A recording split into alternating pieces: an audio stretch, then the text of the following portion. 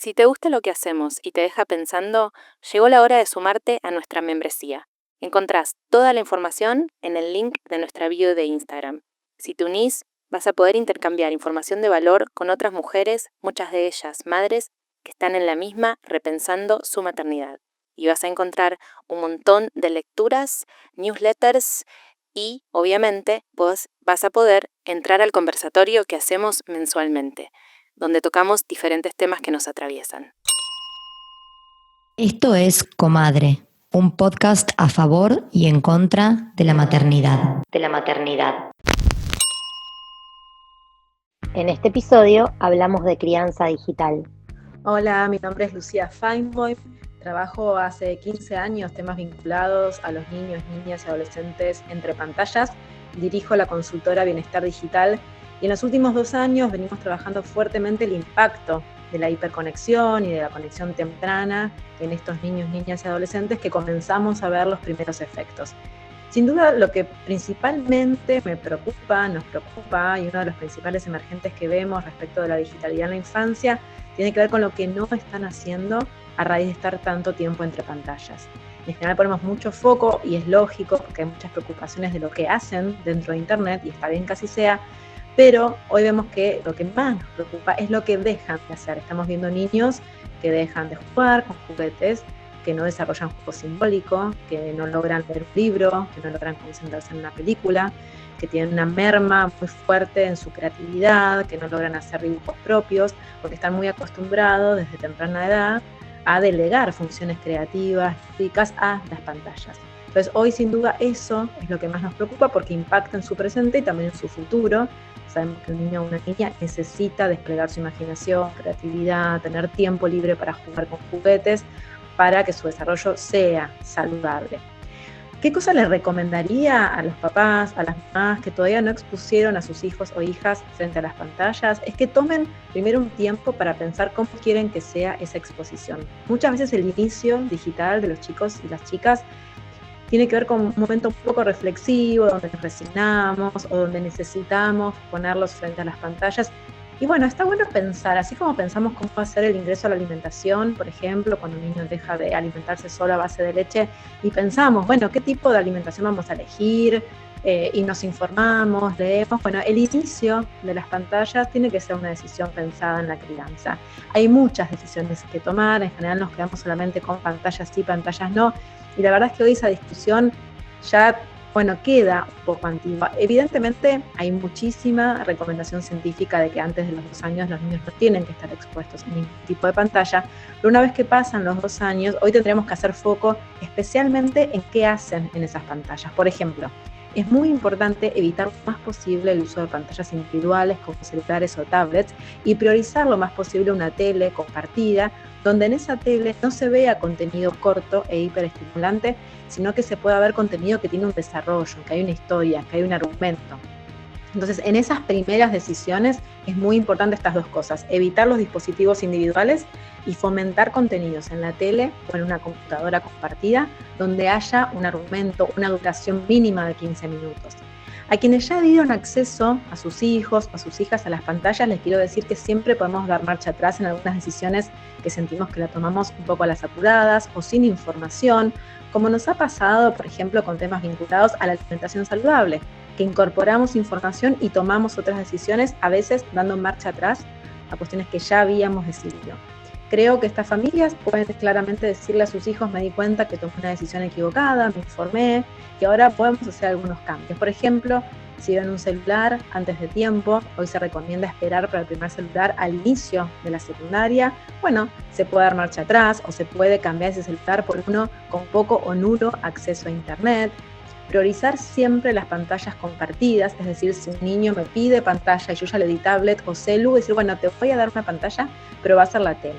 Vamos a intentar ver una película donde vos te puedas concentrar en una historia y empezar a reducir poco a poco el tiempo de contenido fragmentado e hiperestimulante, que es el que afecta su concentración. Compartir tiempo de pantallas, sobre todo ponerle cuerpo y presencia a estas decisiones. Es posible que si hacemos cambios, haya enojo, haya berrinche, haya desborde. Tenemos que tener la decisión bien firme, acompañar y poner el cuerpo a ese cambio de estrategia que vamos a hacer, pero las familias que lo hacen después ven grandes cambios. Cuando limitamos sobre todo el contenido hiperestimulante y cortito, cuando limitamos las redes sociales o el celular, hay un tiempo de dificultad, de temor, de enojo, pero si le ponemos el cuerpo y los acompañamos, después aparece el juego, la creatividad, las ideas maravillosas, así que es súper importante. Y la digitalidad en las escuelas, sin dudas es un tema complejo, que depende del nivel, no es primario o inicial que secundario. Claramente el celular es parte de nuestra vida y tenemos que pensar seriamente cómo lo incluimos, pero bueno, hay bastante consenso que en el nivel primario la previsión es importante. Los chicos no deberíamos naturalizar que tengan un celular en el nivel primario, y en el nivel secundario deberíamos pensar por cada contexto de cada escuela. Es decir, si la escuela tiene conexión a internet y tiene otros dispositivos donde los chicos puedan aprender a usar plataformas como tablets, computadoras o netbooks, bueno, tiene mucho más sentido prohibir. Si ese colegio no tiene otros dispositivos, es importante que los chicos aprendan a usar internet, y ahí vamos a tener que usar pedagógicamente los celulares. Es súper importante también pensar mucho en los espacios de socialización, como los recreos o el comedor, donde en general cuando retiramos los celulares, los chicos comienzan a interactuar, a charlar, a vivir esos momentos de espera con un poquito más de paciencia. Así que bueno, claramente hay que hacer un diagnóstico institución por institución. Todo lo que nos pasó no puede ser peor. Ya estamos. Bueno, ya estamos al aire, nos estábamos riendo. Bienvenidas y bienvenidos a un nuevo episodio de Comadre en Casa Spotify. Muy fuerte estar en este lugar en Argentina. No lo podemos creer. Bueno, estamos grabando el episodio número 6 de la 6ª temporada de Comadre. Y estamos con un invitado muy especial. ¿Querés presentarte? ¿Por qué especial? Y porque está bueno, nunca estuvimos con un científico. Ah, yo no me siento tan especial. Así ¿No? que me Bueno, puedo presentar mejor. como un biólogo. Muy bien. Punto. Con las limitaciones que tiene un biólogo. Imagínate, no sirvo para nada. Recién estábamos intentando abrir una cinta bifaz y no pudimos. Así que Nadie pudo, ni la que cree en astrología ni el biólogo. Bueno, muy bien. Hoy te convocamos porque estuviste hablando y laburando mucho sobre digitalidad e infancias y juventud. Yo estuve leyendo el informe que me mandaste. Debo decir que sirve de algo ser biólogo. Estuve un rato para entender los gráficos. Ay, perdón, te mandé gráficos puros. Me mandaste Sin gráficos. explicaciones. Uy, perdón. Me ayudó ChatGPT. Yo también lo vi, escalofriante. Pero bueno, la información fue bastante contundente. De hecho, estuve en una comida el sábado contando todo esto porque quedé bastante en shock. Y para empezar a entrar en la charla, tengo un celular porque tengo acá la guía del episodio. ¿Qué te motivó a investigar el impacto de la tecnología? ¿Qué fue lo que te hizo? Fue medio de casualidad, en principio. Nosotros veníamos estudiando en la pandemia, los laboratorios científicos estaban cerrados, solamente se estudiaban las cosas relacionadas con COVID. Nosotros trabajamos en neurociencia, entonces no había mucha expectativa de hacer muchos experimentos. Así que empezamos a estudiar la salud mental, que empezamos a ver nosotros, fundamentalmente, que estábamos mal. Y era bastante fácil de estudiarla. Entonces en redes sociales empezamos a levantar datos con 2 parámetros muy simples de ansiedad y de depresión. No es un diagnóstico, sino es como una autopercepción de ansiedad y de depresión. Da como un panorama. Que con un N1, si le haces una pregunta a una sola... Ese test a una sola persona no sirve para nada, pero si tenés 10.000 datos, podés ver tendencias. La idea era ver en qué momento de la sociedad, o por lo menos parte de la sociedad que nosotros mirábamos, se deprimió, se angustiaba más o tenía modulaciones. Bueno, publicábamos la relación de las vacunas y todo eso, cómo salimos, pero empezamos a ver ciertas tendencias, ¿viste? Cuando termina la pandemia, o no terminó la pandemia, pero bueno, cuando se empezó a hablar de la pandemia de la salud mental, que tenía que estar relacionada con una salida de la cuarentena, seguimos midiendo esas cosas, pero ya en vez de medirlas en estudiantes de forma digital, las empezamos a medir adentro de las escuelas. Básicamente lo que nos decían, nosotros investigamos adentro de colegios, y lo que nos decían los directivos o los maestros es que cuando vuelven los chicos a las clases, empiezan a haber más casos de autolesiones, más casos de situaciones donde dicen que se van a suicidar, amenazas de suicidio, empieza a recorrer las aulas esa idea que en esos momentos no era tan habitual. Entonces les llama la atención y nosotros lo que dijimos, bueno, ya veníamos estudiando esto, sigamos y empecemos a cursar con otros datos. Entonces ahí empezamos a verificar que, nada, medimos sueño, o sea, cómo venían durmiendo, seguíamos midiendo ansiedad, depresión, agregamos otros parámetros y medir el uso del celular en una escuela donde no puedes hacer muchas cosas es bastante simple porque es pedirles el reporte a los chicos, esto en secundario, que ya tenían celular. Claro. ¿Cuántas horas pasaste por día? Claro, y qué aplicaciones usabas. Y también empezamos a ver que eso se estaba midiendo en el resto del mundo. Y también empezamos a notar que esta idea que era nuestra, un poco de que la salud mental se había modificado a lo largo de la pandemia o posterior a la pandemia, era un dato bastante erróneo y empezamos a ver que varios investigadores, varias personas en todo el mundo decían que algo había sucedido allá por el 2017. Okay. Entonces nos llamó la atención de decir, bueno, capaz que el fenómeno que estábamos viendo ya venía arrastrado y puede ser por otra cosa. Entonces la pregunta es, ¿qué otra cosa es? ¿Qué consumo es? Y bueno, muchos indicios hablan de no el celular en sí, sino la accesibilidad del celular, del smartphone. O sea, a partir del 2017 se hace muy popular, empieza a haber conectividad por todos lados y varios grupos de investigación, no solamente los que estudian salud mental, empezamos a ver que hay cambios en los patrones de conducta, sobre todo de los adolescentes. Es que el smartphone puede ser un elemento muy nocivo para la salud mental, especialmente de alguien de esa edad con esa vulnerabilidad, ¿no? Sí, nosotros en un momento nos pusimos a leer muchos papers porque parece como que si empezás a decirle algo, no sé, empezás a hablar mal al celular, es como hablarle mal, no sé, a los autos, a cosas que ya están institucionalizadas y que es difícil ir en contra de eso. Entonces, nada, va a suceder. En esos momentos cuando estábamos discutiendo y charlando, me acuerdo que escuché en la radio una entrevista muy interesante a una investigadora, a una bióloga argentina, Cecilia Calero, que le estaban haciendo y ella contó un caso, no sé, que me volvió loco el ejemplo. Ella dice, bueno, hace un tiempo le preguntaban a un médico muy famoso sobre cómo incidía la tecnología y cuenta una cita. Y la cita dice, esta tecnología va a arruinar la cabeza de todos los adolescentes, o sea, hablaban muy mal de la tecnología. Y cuando pensabas, bueno, obvio, es el celular. Y cuando termina de decir eso, Cecilia dice, bueno, esta cita es de 1914, yo qué sé, y estaba hablando de la radio. ¿Entendés? Mirá. O sea, cuando en algún punto las nuevas tecnologías van avanzando y después nos vamos acomodando a eso. Entonces, digo, el celular en sí no es necesariamente ni bueno ni malo. Tenemos elementos para decir que es genial. En la pandemia fue un gran recurso para un montón de personas, sobre todo para adolescentes, la comunicación y todo eso. Por lo cual, digo, no tenemos que hablar ni bien ni mal de una herramienta que la podemos usar para algo muy positivo o para algo no tan positivo.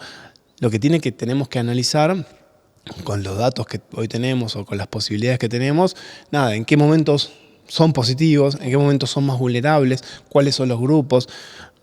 Es medio ridículo que lo plantee así, pero no es lo mismo el uso de redes sociales en varones y en mujeres, no es lo mismo en determinados momentos.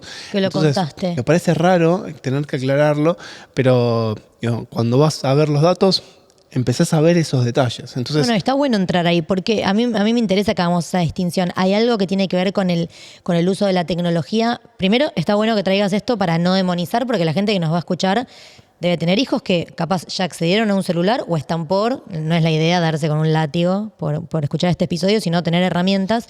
Y cuando vos hablás del género y el uso del teléfono, ¿cuáles son las diferencias que notaron?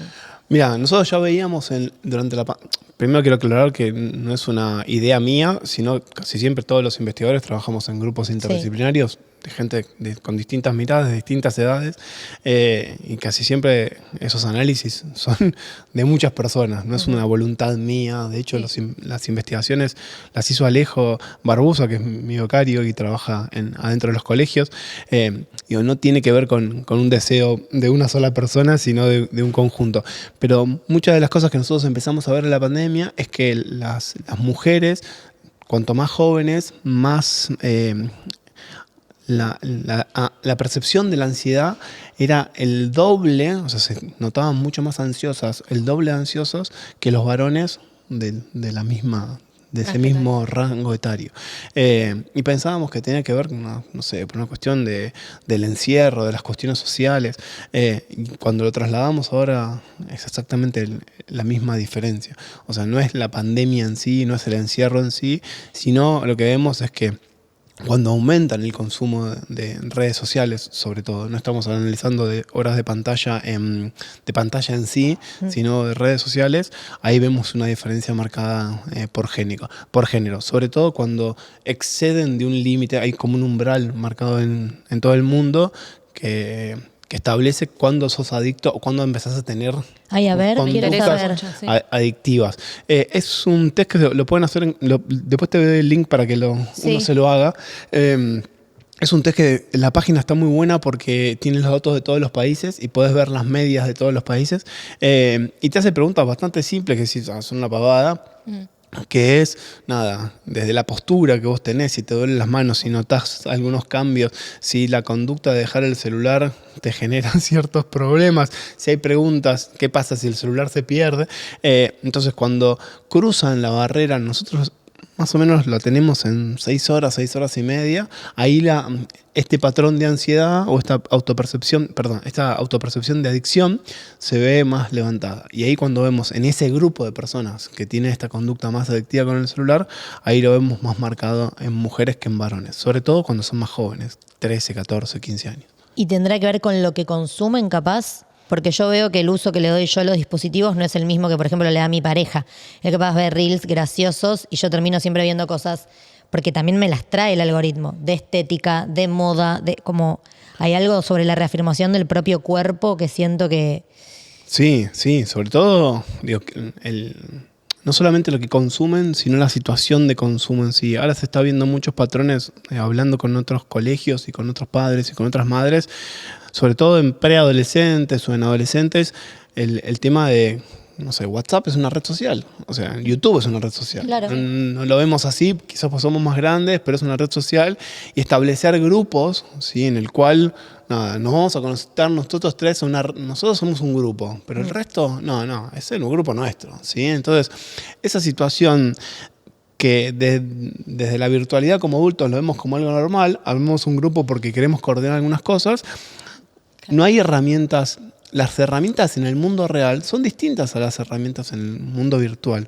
Entonces, una cosa es que nosotros pongamos determinadas reglas como adultos y otra cosa es excluir un montón de gente de un grupo que después no lo pueden resolver cara a cara. O sea, cuando vos te mirás y cuando vos hablás y hay un montón de gestos, cuando vos chateás con alguien y te enojás con alguien es el peor recurso. El peor recurso. Porque nunca vos se no sabe qué podés decís. interpretar el tono de voz. Entonces, cuando llevamos eso a grupos con menos recursos de experiencia, menos recursos cognitivos, porque son más jóvenes, en algún punto es peligroso pensar que lo van a resolver porque sí, o que es menor que se armen un grupo y que el resto no lo tenga, porque la exclusión, el bullying, o sea, y estamos hablando de redes sociales. Y a 2 pasitos está la inteligencia artificial con los casos de bullying y los casos de deepfake que están Sí, rompiendo las imágenes con Sí, hay cara. muchos casos muy graves, ¿sí? En nuestro país, en el resto del mundo. Digo, por lo cual no es un tema menor en el cual le doy el celular y nada más. A mí me llamaba la atención cuando yo viajo mucho a España a dar muchas charlas, a dar materias, soy profesor, me llamaba la atención que había un montón de temas que en España se trataban, sobre todo de adolescencia y juventud, y acá Nada. cero, ¿viste? Entonces, digo, ¿algún dato no estamos relevando? Pero relevaste datos, porque yo me acuerdo de haber visto que el promedio de horas que pasaba un adolescente era muy alarmante. Si querés decirlo vos, pero Sí. hay un promedio, ¿no? De horas que pasan los adolescentes en el celular. Sí, nosotros empezamos a medir, no sabemos qué pasa antes, empezamos a medir en secundaria, ¿sí? 12, 13, de 12 a 17 años en el AMBA. Y lo que empezamos a ver es que a medida que pasan de año, aumenta 1 hora de promedio de consumo de redes sociales. Donde dentro, o sea, empiezan en 3, 4, 5, 6. ¿Hay un pico y baja? ¿O? Hay un pico en quinto año. En el quinto año baja, que no sabemos por qué. Pueden haber muchas hipótesis que tienen que ver con mayor actividad, más viajes. O sea, lo que nosotros observamos es que cuando le preguntamos a los chicos si hacen actividad física o otro tipo de actividad que no tengan que tener el celular, nada, ese consumo baja. Baja porque cuando haces actividad física, cuando tocas un instrumento, cuando te juntás, no hay forma de hacerlo. Entonces, digo, quizás hay algo ahí en que baja. Pero sí, a nosotros nos llama la atención cuando vos lo haces a un grupo, eso lo hacemos de forma en el aula, ¿viste? Nada muy difícil de medir. Cuando vos le pedís a los chicos que miran ese reporte, que nadie sabe que existe, la cara que ponen. O sea, ¿Que les da vergüenza? No pueden creerlo. Es que yo te escuché contarlo en una charla que si usamos un promedio de 6-7 horas por día el celular, eso implica que en Año Nuevo agarraste el teléfono Sí, eso es y terrible. lo soltás en mayo. Sí, o sea, es como decís, che, feliz año nuevo, mirás la pantalla y las dejás de mirar en 3/4 de año, ¿sí? 77 o sea, más o menos, días más o menos se te fueron con el celular en la cara. día y noche, sin dormir. O sea, cuando vos decís 6 horas de promedio, decís, bueno, no parece tanto, 4 horas, 5 horas. Pensá que 8 horas dormís, en un momento que te bañás, comés, tenés cierta interacción, viajás. Bueno, no hay otra actividad que le gane al celular. De hecho, empezamos en tiempo neto. Entonces, sobre todo en redes sociales. Digo, puede ser que estés mirando el celular porque trabajás, hay gente que mira grupos de WhatsApp, no sé. Pero en consumo de redes sociales, el porcentaje, a menos que seas creador de contenido, es ocio. No, O sea, sí, es pasivo haciendo nada. completamente pasivo. Entonces, digo, en algún punto a nosotros nos llamaba la atención, y de hecho empezó a suceder mientras hacíamos la investigación, que empezaron a ver determinadas ciudades y determinados países donde hay una prohibición grande sobre redes sociales, no lo pueden hacer en adultos. Ahora salió un video muy interesante sobre los chicos poniendo el celular en una bolsa que lo guardan locker, ¿no? en un locker y no pueden usarlo hasta salir. Bueno, no sabemos si eso genera que no lo tengan o genera que cuando salgan lo consuman muchísimo más. Pero por lo menos en los colegios donde nosotros relevamos estos datos de la red de Itinere, hicieron como un control a ver qué sucedía cuando prohibían en esa franja. Y por ahora el resultado subjetivo, porque es lo que hablamos con los docentes, Sí. pero también son los que los ven a los alumnos, es que volvieron a tener actividades de adolescente No, recreo, viejas. ¿no? Pienso cuál sería el recreo si jugar vos al tenés el truco, teléfono. El jugar al heládico. claro, jugar, charlar, estar con libros, diálogos. Sí. ¿Sí? Entonces, digo, en algún punto, por lo menos en ese lugar que está contenido, o por lo menos contenido con una estructura, con más ojos que lo ven, digo, quizás esté bueno pensarlos de ese Y lugar. es un manos libres. Lo que pasa es que yo escuchaba un episodio de Lilo, un podcast que está re bueno de investigación. Entrevistaban a docentes de Brasil, del interior de Brasil, sobre el uso de la digitalidad. Y lo que decían muchas docentes es, tenemos mucha responsabilidad encima. En muchos colegios ya damos de comer y ahora además tenemos que ser quien retiremos los Bueno, sí, teléfonos. la Entonces hay carga, que ser... no, la carga de la docencia es terrible. Bueno, vos sos docente. Sí, pero digo, asignarle al docente responsabilidades de madre, de padre, de tutor, de gente que puede darse cuenta si tiene dislexia o no tiene dislexia, si se porta bien, 35 chicos todos gritando. O sea, Eso. Claro, en la no. fantasía, yo soy docente de universidad, hice mis investigaciones en colegios y ahí fue la única vez a los 20 y pico de años, 30 años, que volví a mis colegios, a los colegios donde yo había ido. Y nada, fue como una cosa, es decir, mi fantasía de lo que es el colegio. Yo me imaginaba la primaria, tipo, estaba así, y decía, profesora Betty, yo qué sé, vos entras a un Bardo. primer grado, y a primero, segundo, tercero, quinto, es caos. Yo no sé cómo hacen. Desde mi perspectiva, es caos total. Después te acostumbras, yo qué sé, tiene ondulaciones, pero bueno, es mucha actividad. Entonces, tampoco es sano para una persona tener tanta responsabilidad. No, para mí tiene que ser un desafío y un acuerdo mancomunado de la comunidad de Mapadre. Nosotros hemos, en mi colegio, en el colegio donde va mi hijo, tuvimos una charla con las mamás donde dijimos, che, hagamos un acuerdo con las mamás y con los papás de como resistencia. Sí. Tratemos de lo máximo que podamos no entregar teléfono. En un plano ideal, ¿cuál sería el como... Yo lo voy a llevar a un término muy personal y es Sí. completamente subjetivo. Pero yo hago eso. Yo me voy de vacaciones con familias que tienen hijos, que están en un mismo plano bastante relacionado al mío, y hay un acuerdo en el cual, bueno, si todos llevamos una tablet o si todos llevamos un celular, no, para mí el celular es veneno, ¿sí? Sí. O sea, y se lo explico bastante fácil. O sea, a mi hijo se lo explico bastante fácil. El papá estudia esto, yo sé lo que sucede, me vas a putear toda tu vida, pero yo sé que pasa esto, esto y esto. Ojalá que lo entiendas. Pero bueno, el acuerdo es, nada, van a tener tablet, no sé, 45 minutos, media hora, van a jugar todos juntos a un mismo juego, en un mismo lugar. Y se terminó. Entonces, digo, no puedo irme de vacaciones en un lugar donde yo pienso estar más tranquilo si mi hijo tiene que estar compitiendo con la tensión de estar viendo. Y además hay padres que pueden jugar a cualquier cosa. Sí, vía libre sin Puede supervisión. jugar sin supervisión a juegos que no son para menores. Que eso es lo importante, poner reglas, ¿no?, de convivencia con la tecnología para que ellos entiendan.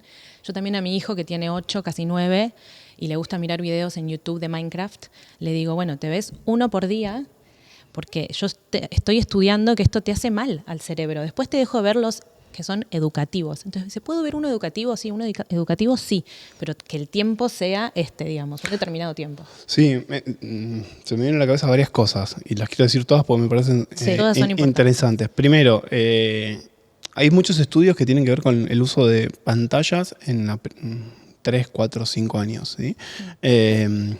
Cuanto más se restrinja, lo que se observa, es un estudio bastante simple, que hay más materia gris. O sea, los chicos que tienen menos pantalla tienen más conexiones neuronales. Tremendo, es así de Así, lineal. tuki. ¿Sí? No hay Ok. un paper, hay un montón. ¿Sí? Entonces bueno, ahí vos tendrás tus argumentos por lo cual le tenés que dar la tecnología. Yo qué sé, la pandemia hay mucha gente que tenía que trabajar y es como, bueno, nada, ¿es esto o no También es o algo no mental para vivimos? esa ¿Sí? madre o ese padre.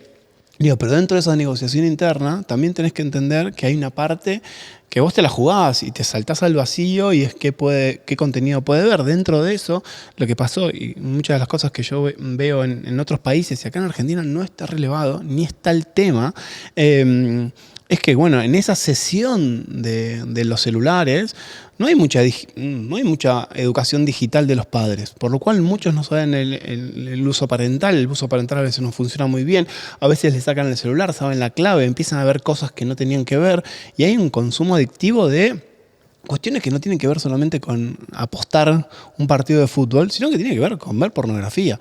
Y cuando ves los datos, decís, o sea, no puede ser que sean adictos a los 9, 10 años. ¿A los 10 años a pornografía? Sí, ¿Esto acá? en los países donde se releva. Sería muy raro que Que sea distinto en sea Argentina. distinto en Argentina cuando culturalmente somos bastante similares. Pero digo, hay cosas como que cuando cedemos eso, no tenemos en cuenta que dentro de eso hay herramientas muy positivas, que tenemos muchos controles, que ellos no lo tienen, que somos curiosos, que tienen más tiempo.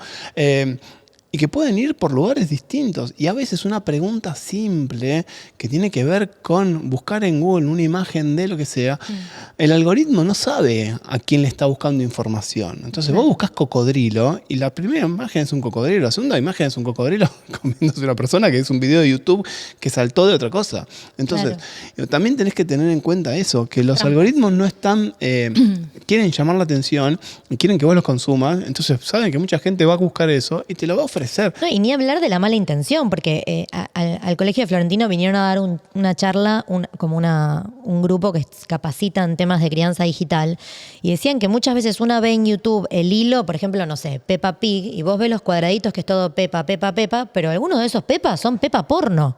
Es Peppa con el padre, no sé, se pica Peppa, y vos decís, está viendo Peppa, y no es Peppa puro.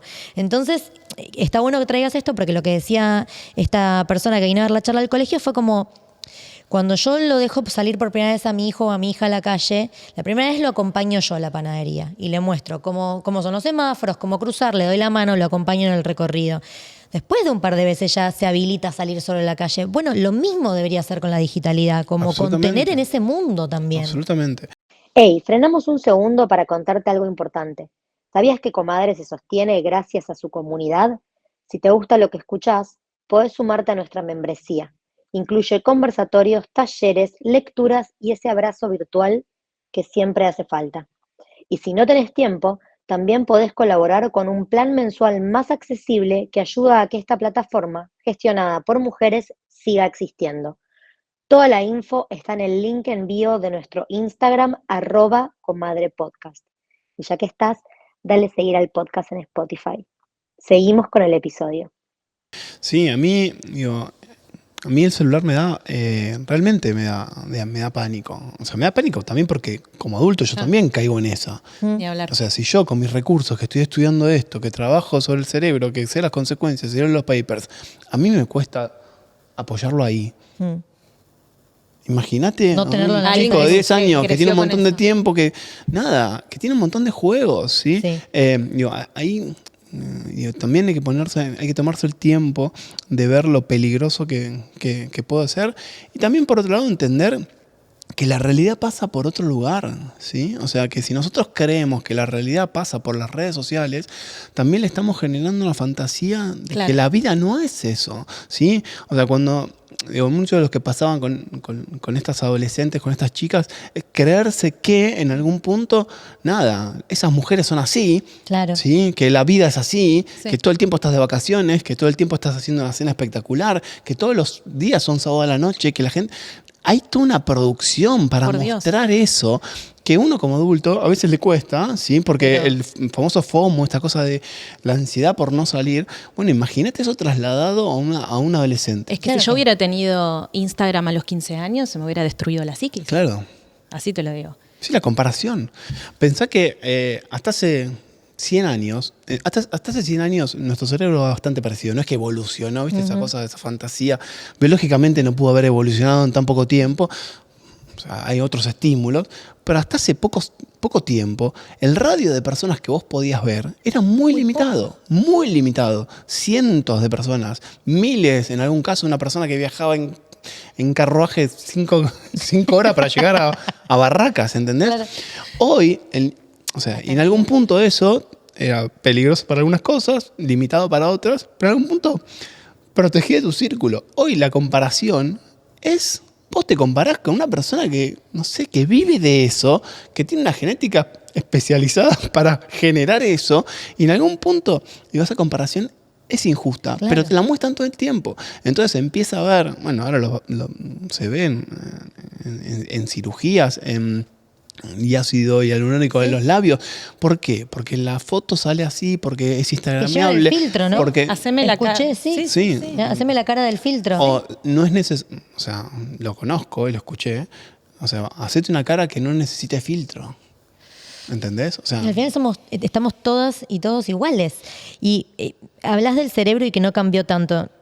Acá tengo una pregunta que me interesa, contame si nada que ver. Pero, ¿qué sabemos sobre el vínculo entre la dopamina, los likes y la ansiedad social? ¿Qué pasa ahí? bueno, está de moda la palabra dopamina, nadie entiende muy bien qué es. Está bueno Yo la que voy a nos usar digas. un poquito y voy a un poco explicar qué Dale. es la dopamina.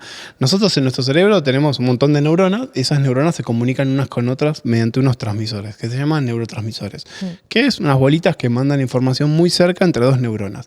Esos neurotransmisores son bastante específicos.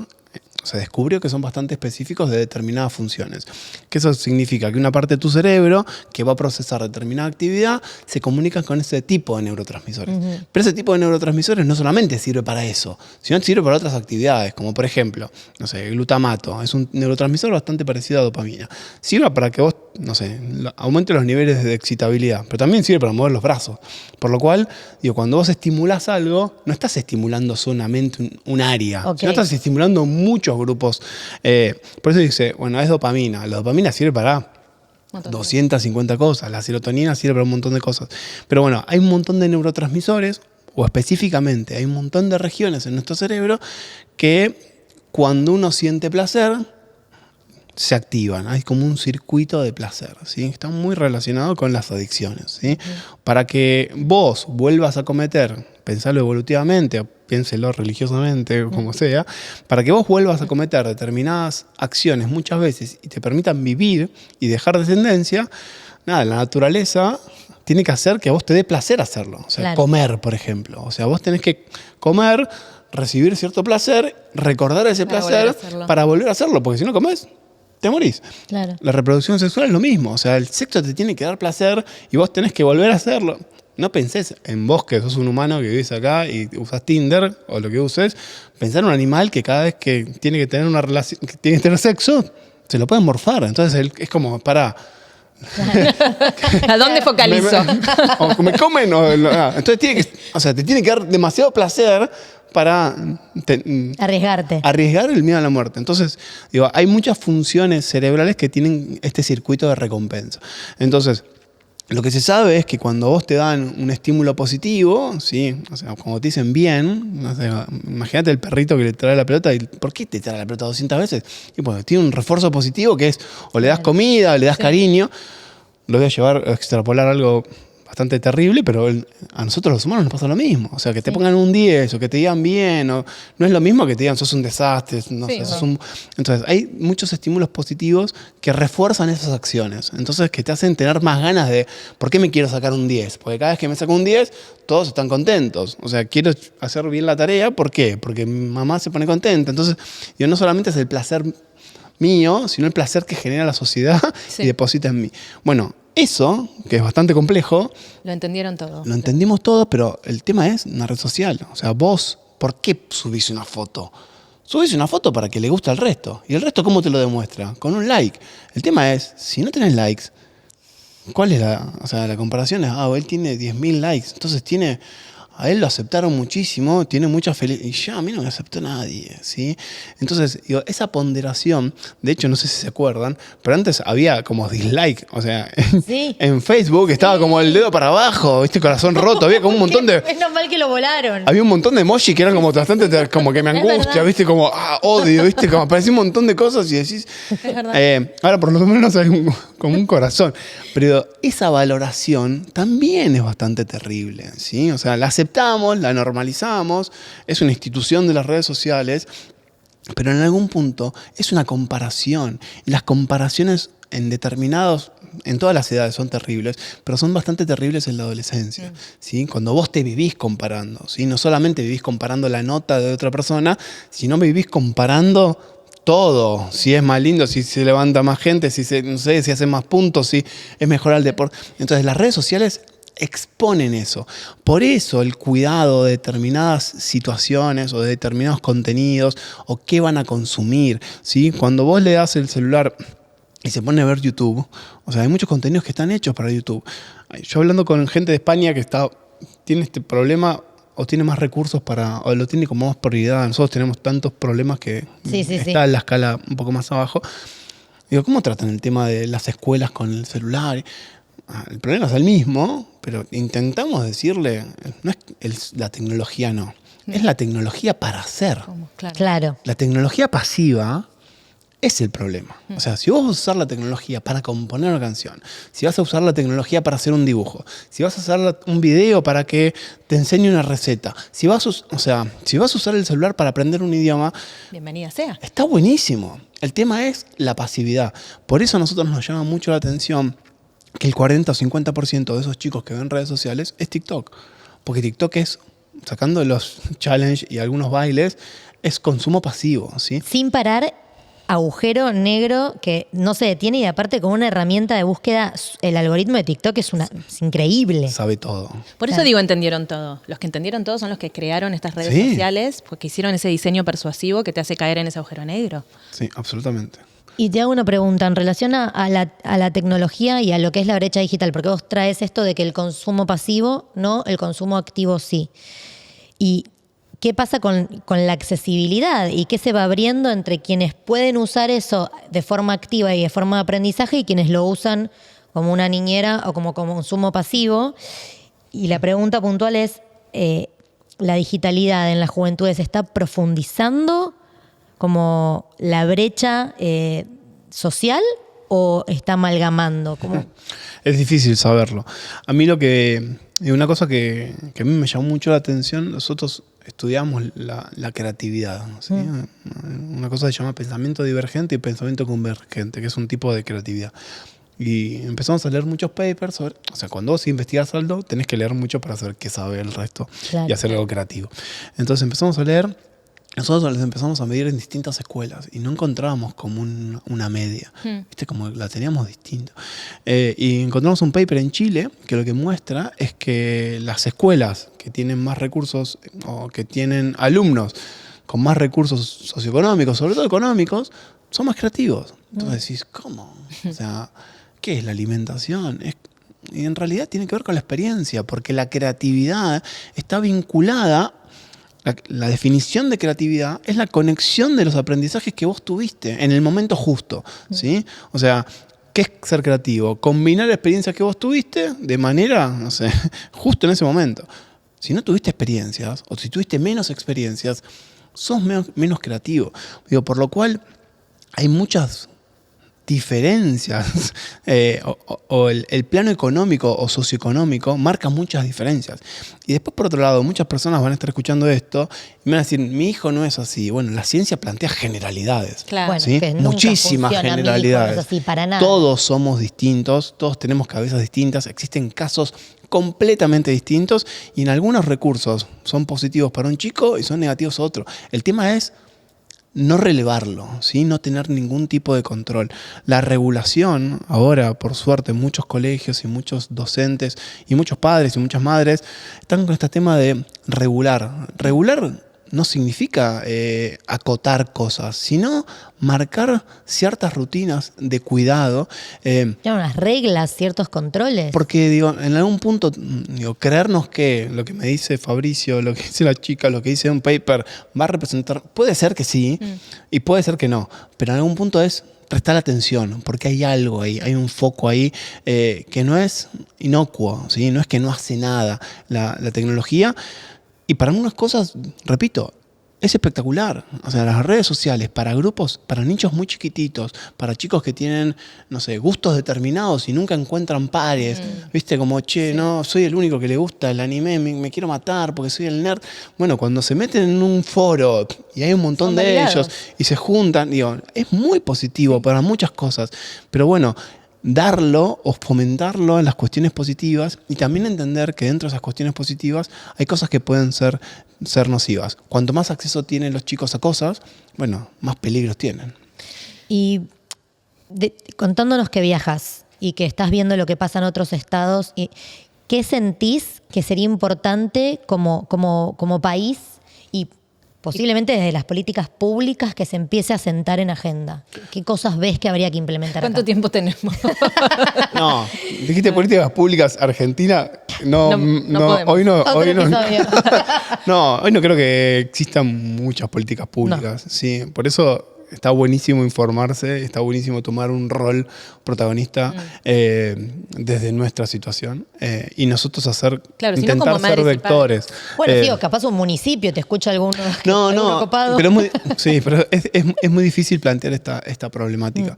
Lo que nosotros intentamos hacer es que las personas que escuchan estos temas, Sí. que los maestros que escuchen, nada, releven, che, está pasando esto, estuve escuchando, llevar esta información en los colegios. Hay muchos padres que, digo, es una cuestión medio, no es de negligencia, es de desconocimiento. O sea, no lo saben, no lo sabía entienden. que yo cuando estuve contando esto en otros medios, me escribieron muchas mamás y muchos papás diciendo, che, yo no me daba cuenta. O sea, me dice, yo trabajo, yo qué sé, le daba mi celular y hoy acabo de ver que yo, no sé, mi hija ve 12 horas de celular por día y yo no lo registré. Entonces, en algún punto no hay que sentirse culpable, pero hay que estar atentos desde ese lugar. Obviamente, desde las políticas públicas, las escuelas muchas veces hacen lo que pueden, ¿sí? O sea, la mayoría de las veces hacen lo que pueden, pero bueno, el celular tiene que estar en agenda. El uso del celular, sobre todo cuando empieza ahora el conflicto, digo ahora porque vivo yo, pero digo, entre finales de la primaria, o sea, Es que nuestro público es ese, es más que nada madres y padres, bueno, sobre todo madres de niños y niñas de segunda infancia. Sí, Que es ahí. el tema de conflicto. Claro. O sea, en algún momento, no sé, quizás nosotros era salir, no salir, me das plata, no me das plata, no sé, la previa, no la previa. Bueno, hoy el tema de conflicto es horas de uso de celular. Entonces, digo, entender que tiene que ser un tema de conversación entre las familias, no solamente con los hijos y con las hijas, sino entre los grupos de padres. Claro. Porque una cosa es, a mí me ha sucedido de, no sé, che, va a dormir a tu casa. Y yo le tengo que preguntar, ve, no sé, ¿qué ve? ¿Ve YouTube? O sea, yo no puedo dejar que vea 5 horas de YouTube ad libitum, tipo, hasta que se quemen los ojos, porque podría estar 8 horas, ¿sí? O va a jugar. O sea, no es lo mismo jugar al Minecraft que jugar al Call of Duty, donde tenés que matar a una persona con un headshot de la cabeza o jugar, ¿entendés?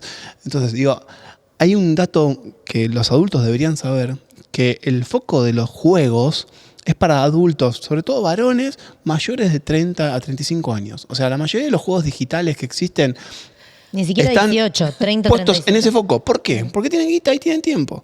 ¿Sí? Porque pueden comprar cosas. Un adolescente no tiene tanto tiempo. Por eso se hicieron juegos cada vez más baratos, con mayor acceso, se lo bajan de internet. Por eso las plataformas van por ese lugar para atrapar a un público más joven. Pero ese público más joven no son chicos de 12. Si estás jugando a matar a alguien, bueno, es una discusión enorme en psicología si esos juegos violentos atenúan la violencia o la aumentan.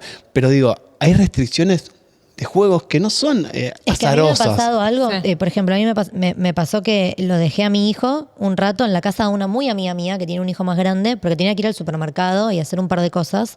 Estábamos de vacaciones y cuando volví mi hijo estaba por las nubes de ansiedad, o sea, como resacado. Y le digo, ¿qué estuviste haciendo? ¿Qué jugaron? Y me dice que habían estado jugando un juego donde le metías un tiro a alguien y ese tiro explotaba y lo prendía a fuego. Mi hijo tiene 7 ahora, en ese momento tenía 6. Entonces, ¿viste? Yo no sabía qué hacer, la agarré a mi amiga y le digo, ¿qué pasó? ¿A qué jugaron? Y me dice, bueno, ¿qué querés? Lo tienen todos en el colegio. Claro. Y ahí veo dos cosas en las que voy ingresando como madre, porque tengo un hijo de 7 que me preocupan. Una es el qué querés, lo hacen todos, que después cuando vas chequeando no lo hacen todos. Es un poco el rumor que se corre y por el cual todos terminan haciéndolo. Claro. Y el otro es la autorregulación. Muchos padres confiando o madres confiando en la capacidad de sus propios hijos e hijas para parar. Como yo lo dejo porque él en algún momento va a frenar, me pongo a cocinar, me pongo a hacer una cosa, me pongo a hacer otra, cuando te das cuenta, o sea, no podemos confiar en la autorregulación. Sí. De un No, niño o cero. niña, no. ¿Sí? Cero. Y Ni un después hay adolescente, ¿no? 1000 cosas que no evaluamos, que también son muy nocivas. Lo postural. O sea, vas a ver muchos más chicos con los hombros para adelante, el cuello para abajo, la posición de los dedos, o sea, movimiento de los dedos, ansiedad en las manos. O sea, estamos viendo conductas que antes no se veían. El tema de los lentes. O sea, andá a hablar con oculistas y están en una fiesta, realmente. Claro. Porque nunca citaron, no sé. Hay algo que es muy loco, que el músculo, el ojo tiene un músculo que necesita todo el tiempo cambiar el foco, o sea, ver de lejos, ver cerca, está seteado para tener distintos rangos. Estás viendo en un plano, Ay, o sea, ay. el parpadeo. Hay una cosa re loca que cuando vos jugás no parpadeás, ¿sí? Parpadeás muchísimo menos. Entonces empieza a haber ciertas dificultades. O sea, hay un montón de cuestiones, digo, y ni hablar, o sea, estamos hablando de redes sociales y pantalla. Repito, estamos a 2 pasitos de inteligencia artificial. Se descubrió hace poco, hay un síndrome nuevo, para mí fue una locura, que es un retraso madurativo por consumir ChatGPT. Porque la gente ya ni siquiera busca algo. Claro. Es como... yo qué Haceme sé. tal cosa. Claro, hace. Y ahora, no sé, esta inteligencia artificial no solamente te va a resumir, sino va a hacer cosas por vos. No, perdés la Entonces, capacidad de pensar. Perdemos muchas capacidades. Entonces, digo, en nosotros que quizás fuimos una transición o que tuvimos distintos momentos o que pasamos por Sí. cuestiones analógicas o no, bueno, quizás tenemos una comparación o un criterio. Pensar que hay cabezas nuevas que vivieron en este mundo y tenemos que pensarlo. Y es muy difícil también plantear investigaciones cuando vos no estás inserto en ese lugar. Hay algo muy loco que es las generaciones cambian muchísimo más rápido. Claro. O sea, yo tengo... Un abismo entre la forma en que nosotros fuimos criados y Tal ¿no? cual. lo que está pasando. O sea, no podés extrapolar. Yo lo que me pasaba es cuando salía a jugar. ¿Qué? No. Salía a jugar. Yo vivía en la calle. ¿Vivías en la Es calle? que somos la última La generación última. que no tuvo teléfonos en la infancia. Claro, entonces digo, también eso es bastante complejo. A mí me llama la atención, no sé, una cosa re loca, media boluda, pero media loca, que es que yo tengo docentes que tienen 25 años y le dan clase a chicos que tienen 21 y me dice, no puedo hacer ninguna referencia cultural porque no los entiendo. Y no, me está jodiendo, tiene 5 años más que vos. Palabras, O sea, diccionarios nuevos. Son otra, Sí. son otra generación. No puede haber otra generación en 4 años de diferencia. Claro, claro. Entonces, ¿Qué nos imagínate qué le queda a un padre Claro. que tiene su Como trabajo, sí. sus preocupaciones, su estrés, su vida, y que el salto generacional es inmenso. Digo, por eso el Y no esfuerzo tenemos que- referencias tampoco. no hay nada. No, ni bibliografía. A eso iba a preguntar, para ir cerrando el episodio, si vos a veces tenés cosas para recomendar, si había cosas que nos querías compartir para leer o para ver o para escuchar en relación a este tema?